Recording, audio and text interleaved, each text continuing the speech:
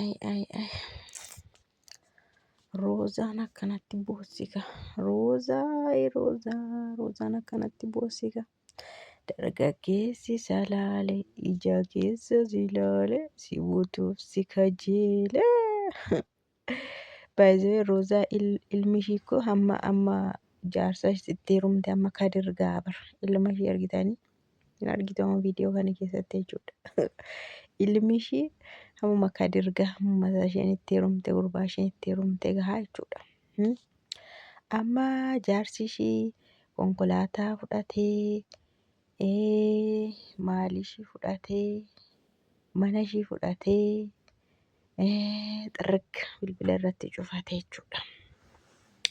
Bilbila irratti cufatee Roozaan geessanii Roozaan Ameerikaa jirti inni immoo Itoophiyaa jira jechuudha. Roozaan gara Ameerikaatti deebiteetti inni immoo Itoophiyaatti hafee jechuudha. Egaa akka yaadaatti ganaa fudhatte natti fakkaata piroosesiidhaan fudhatte natti fakkaata. Garuu inni shaal jedhee lashash harkaa jedhee jira jechuudha gurbaa. Wayinee balaachoo wayinee jaalalli jira nan umurii rakkoo hin qabu sijjamar jaalala maaliif jira. Otoo ta'ellee jaarsatti yoo dubartoonni heerumtee irraa nyaachuudhaaf barateetteessi malee koorri dhiira dhiira ijoollee dhiiraa moo dhiirri uumama isaatti bitamaan ta'u hin bitamus dhiirri hin bitamus yoo bite malee dhiirri yeroodhaaf wanta argachuuf faayidaadhaaf jedhee hin gugguufa isa booda garuu inni haala mijeeffata jechuudha. Dubartoonni garuu gowwaadha ila dubartii isheen umuriin qancartees gowwaa hoolaa durbi ishee xixinnoo yaadni hin galleefis hoolaadha. Mee namni akkamittiin kana yaaduu dadhaba dhugaa dubbachuudha. Dubartii hamma kana geessu niitii guddoon waggaa 40 olii jechuudha. Dhugumaan isiniin jabbi laayifiin na seentu yeroo filtariin irraa kakka'u dhugaa waaqa ilaalame jaartii guddoo dabarra. Anamma ishee arrabsuufis itoo hin taane ishee qeequufis itoo hin taane dhimma ishee hin beekuun baay'ee baqqama ishee tuquudhaafis illee miti garuu nama aarsa baqa dubartiin yoom qancarti kan yoom yaadni galaafi gaafa duutu gaafa qabirii seentu bichaadha kan isheen gamnoomtu namni ilma hamma kana geessifate akkamitti gowwoomee waxaxee na fuutee na faana jiraatti jedhee ganzaba isaa harka fakkafa Ameerikaa dalagaa bee humna isaa fixee dhufee Itoophiyaatti dhufee doolaarii isaa akkamitti firfirsa. Waxaxee dhiirri ishee isa ofii jaallate maaliif waan barbaadeen maaliif wayyaa uffattu iyyuu hin qabaatin hiyyeetti badadduu taate ofii jaallateera taanaan ishee faana bada ishee faana qullaa buusa ishee faana maraata. Dhimma birriillee hin qabu dhimma maaliillee hin qabu birrii malee hin jaallatu kan jettani jaalalaaf otoo hin taane faayidaadhaan sirraa fayyadamuuf immoo baqa eenyuyyuu faayidaa koo barbaada bara eenyuyyuu jijjiiramuun barbaada eenyuyyuu waan akkasii namarraa argachuun barbaada.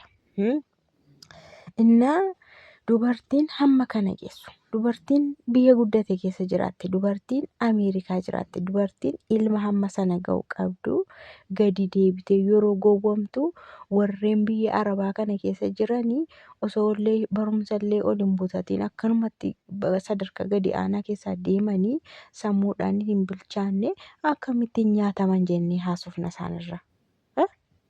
Isaanirra akkamitti hin nyaataman isaan akkamitti hin gowwomsaman jennee haasofna. Isaanuu dura hin beekanii jechuudha. Isaan dura hin qancaarre isaan dura yaada yaadni hin galleefi beektu kana. Garuu niitiin hamma kana geessu dhugaa waaqa waxaxeen na faana jiraata jettee waxaxee waggaa 30 gurbaan ganaadha ijoolleedha. Maal akkamitti faana jiraata kun sheemii amma faana jiraata iyyuu inni sheemiidha amma viidiyoo isaa yeroo argu iyyuu inni hin baqata. Waan laayifii dubartii kana faana dabarsee argallee hin baqata. Dhugaa waaqa baay'ee sheema abar hiriyaasaa keessa gad deebi'ee bara. Haadha isaatti haadhuma dhugaa dubbachuudhaaf haadha yoo deesse hin madeessi. Mucaasaa hinuma taati. Indee maal dubartiin Ameerikaa keessa waan jiraatte malee umuriin shiqaa ta'e sokke barree Ameerikaa biyya guddate keessa waan jiraatteef tiriit of gooti of kunuunsitiidhaan malee hin jirtu baratu argitanii dhugaa waaqa shumatteetti bara. Kanaafuu waa'ee shumashumachuu ishee waa'ee dulloomuu ishee osoo hin taane namni hamma kana yaadni galeef akkamitti gad deebi'ee gowwoomaadha bara. Akkamitti gad deebi'ee miidiyaatti gadi ba'ee boo'a akka ijoollee waggaa 20 keessa nan nyaatame jedhee akkamitti boo'a. Namni kana namni nama haasa'u hin jiru dhugaa waaqayyoo sitti kolfe amma ijoollee hundumtuu baga ani immoo kan hin jedhu baga namni jala deeme baga komantii namni yeroo irratti viidiyoo hojjetu isheen illee komantiin isaanii cufaadha yoomiyyuu arrabni hin danda'amu qeeqni waan hin danda'amu komantiin kan jira cufaadha iddoo namni irratti hojjetu baga gate baga dhiise baga irraa nyaate baga ishee akkasiitu argatanii irraa nyaatanii irraa sooromanii karaa salphaatoo irraa sooromanii jedha namni hundumtuu argitanii itoo ijoollee taate namni azanaaf itoo dargaggeettii taate namni azanaaf maaliif jaalalli nama gowwoomsiti waan ta'eef kun waa'ee jaalalaa keessa dabarte jaartiin waa'ee gowwoomuu keessa dabarte manguddoo hidhee gabaasa mucaan manguddoon kun jedhee dhugaa waaqa manguddoodha bara kun manguddoodha indee Ati qalbii daalachuun manguddoodha bara. Yaa Rabbi daadhiisati. Kanaaf nama maal hin jedhe ijoollota warra waxxaatii biyya Arabaa irraa akkamittiin dubbatamaadha bara. Isaan dhugumaan gowwoomsamu isaan dhuguma ijoolleedha isaan dhuguma faaya reejifaa keessa warra jirantu jiru bara isaan akka salphaatti gowwoomu. Beekumsaan illee hin deemne umuriidhaan illee hin deemne isaan irraa akkamitti dubbatama jiru manguddoon akkasii shawwadamtee konkolaataa qulfii harkaa fudhatee waan hundumaa qabeenya harkaa fudhatee birrii harkaa fudhatee zinnitti jedhee gurbaan amma bilbila xirqimu godhee irratti cufatu yaa abbaa eenyu jedhatti Ameerikaa teessee Ameerikaa fagaachuun shimoo waan tokko inni Itoophiyaa jira.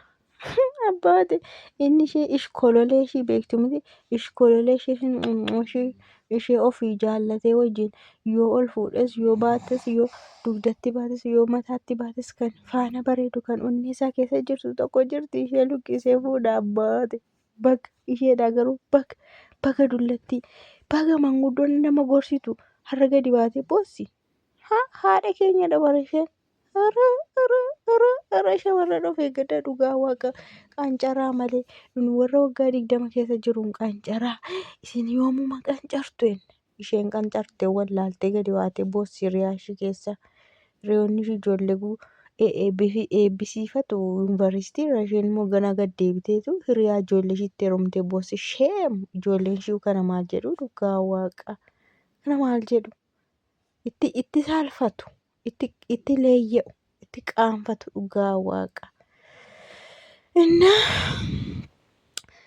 akkatti durallee muxuxu gootee biyya arrabsaa turanii nama maaltu galchee nutu wal jaallatee ani si dhiisu ani kan lubbuu kootii olii si jaalladha warri ani si maayidhaanii ture. Warreen innaa si jaalladhu maal ta'anii gaafan si fuudhu moo ofaa ajjeesanii haada fudhatanii ofaa ajjeesan jedhaa ture. Kunoo roozaa akka of ajjeestu ulaa bahee gurbaa hin danda'amu.